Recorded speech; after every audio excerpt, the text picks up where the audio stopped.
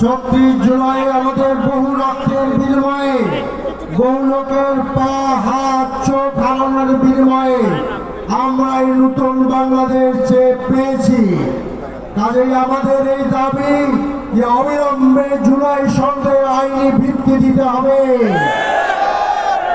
অবিলম্বে, এবং সেই সনদের ভিত্তিতে ফেব্রুয়ারিতে জাতীয় নির্বাচন অনুষ্ঠিত করতে হবে। আমরা মনে করি বাংলাদেশে একটি সুষ্ঠু নির্বাচনের জন্য লেভেল প্লেইং ফিল্ড দরকার। তার লক্ষণ আমরা খুব সুস্পষ্টভাবে দেখতে পাচ্ছি না। আর স্বৈরাচারের দোসর যারা ছিল, সেই জাতীয় পার্টির 14 দলকে নিষিদ্ধ ঘোষণা করতে হবে।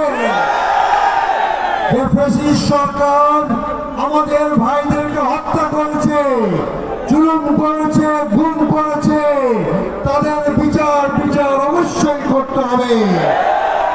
আসুন সবাই মিলে আমরা প্রবল প্রতিরোধ গড়ে তুলি, তীব্র জাতীয় ঐক্য গড়ে তুলি, যাতে আমাদের স্বার্থ, আমাদের প্রয়োজনকে যেন ছিঁড়ে কেউ নিতে না পারে।